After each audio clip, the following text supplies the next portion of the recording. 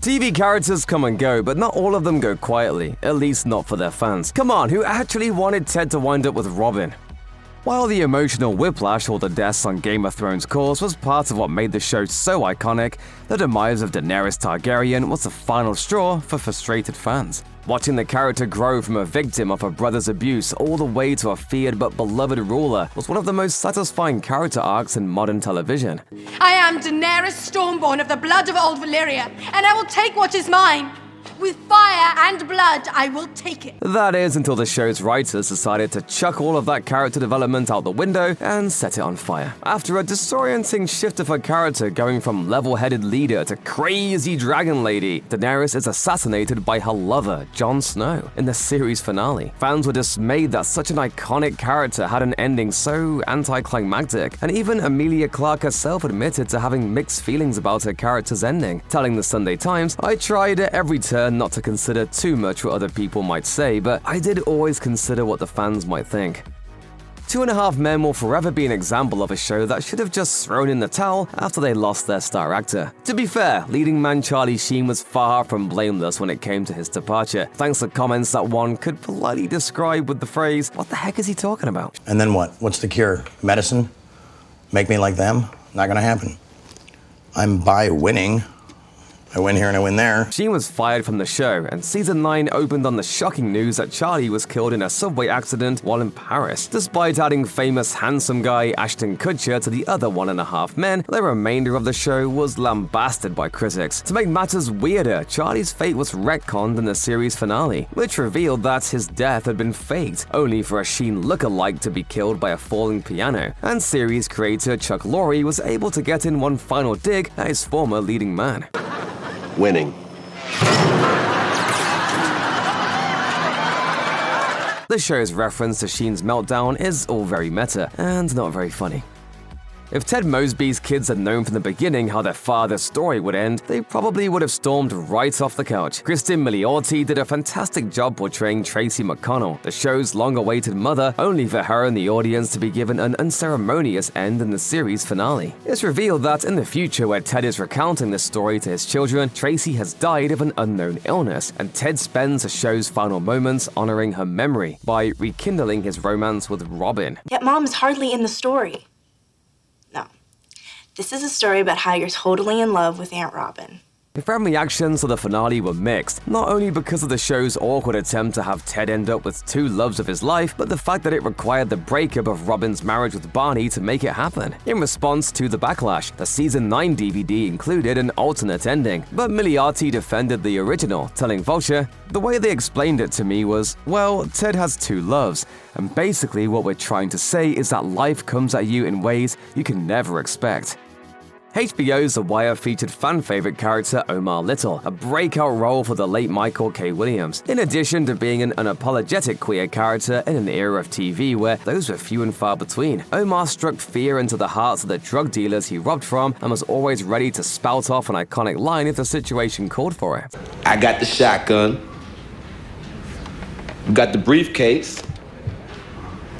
It's on the game though, right? Sadly, 2 episodes away from the series finale, Omar is unceremoniously killed in a corner store by a young boy. Many audience members felt the abrupt ending was anticlimactic for such a beloved character, but Williams defended the scene in his memoir, writing, "The Wire was real in the sense that those characters whose lives were in the street could be killed off at any time. That's how it really is. The realism of that world demanded that Omar too meet his fate." It's a solid argument, but no matter how sound the reasoning for doing it is, fans tend to be pretty unforgiving when it comes to the death of their favorite character. The critically acclaimed Peaky Blinders was a brutal depiction of England's seedy criminal underworld, but a surprisingly sweet and sincere aspect of the first season was a love story between Tommy Shelby and Grace Burgess, an undercover agent who gets close to Tommy and ends up falling for him. Season 3 starts with Tommy and Grace getting married, but the marriage and Grace are short-lived, as by the end of the second episode, Grace is suddenly assassinated at a Shelby charity foundation. Fans were heartbroken, with some criticizing the decision as being disrespectful disrespectful to the character. But as creator Stephen Knight explained in a Reddit AMA, the point with Grace is that if she had lived, Tommy would have been happy. He wasn't meant to be happy. Grace's death thankfully wouldn't be the end of Annabelle Wallace's portrayal of the character. The actor reprised her role in later seasons, but as part of Knight's quest to keep Tommy unhappy, she was only a hallucination, part of Tommy's descent into madness.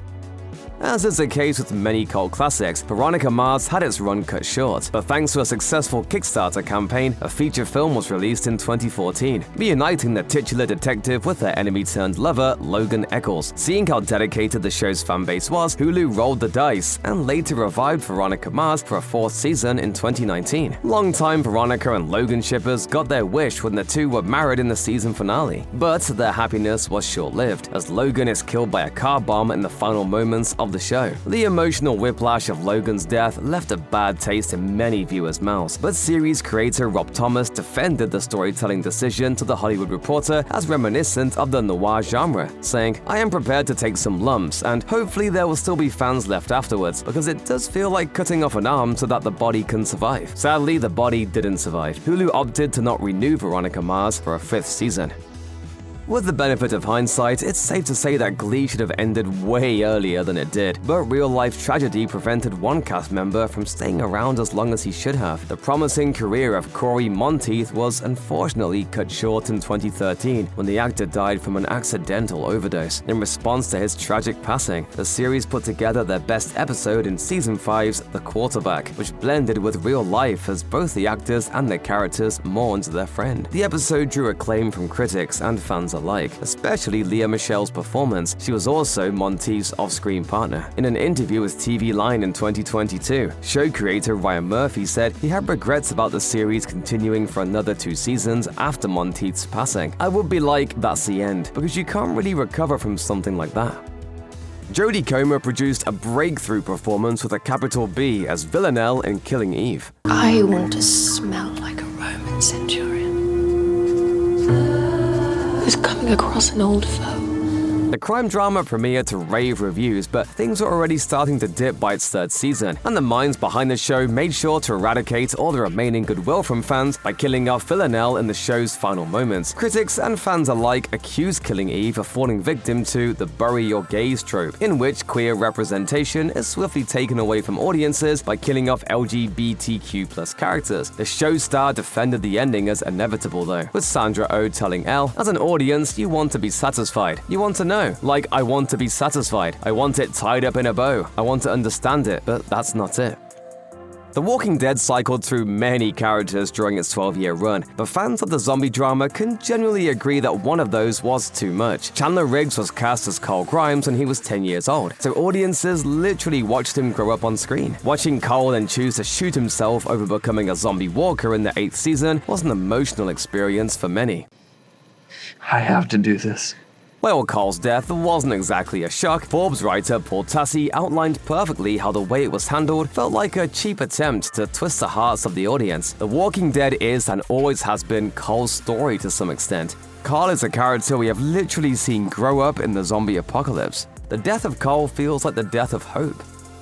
Given its basis in actual Nordic lore, it was inevitable that History Channel's Vikings would lose some beloved cast members along the way. But while the show was able to navigate killing off its lead character, Ragnar Lothbrok, in the 4th season, many fans called it quits after losing another beloved character in Lagertha. After Lagertha is mistakenly stabbed to death by one of Ragnar's sons in the 6th season, many fans fed up with their favorite characters dropping left and right claim they would boycott future episodes of the show. Actor Catherine Winnick wasn't upset with Lagertha meeting the wrong end of a knife though. She told TV Guide, "I couldn't be happier than to have the kind of death that she had. I asked creator Michael Hurst one thing, to make sure it's going to be something epic and some big event and something that makes it worthwhile to die."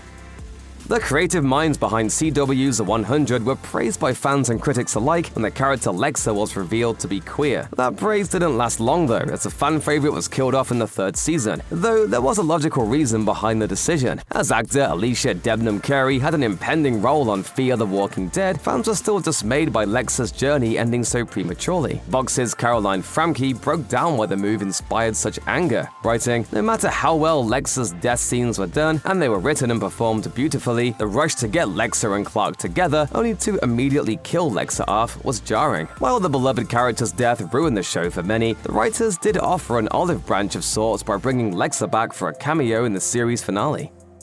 Though MASH's well-deserved legacy in pop culture history is secure, fans of the 70s hit were still rocked by a beloved character making an abrupt exit. After requesting to be written out of the series, McLean Stevenson's character Henry Blake is honorably discharged and boards a plane to leave. It's a heart-wrenching but beautiful farewell to a beloved character that had fans. Wait, what's Radar doing in the operating room?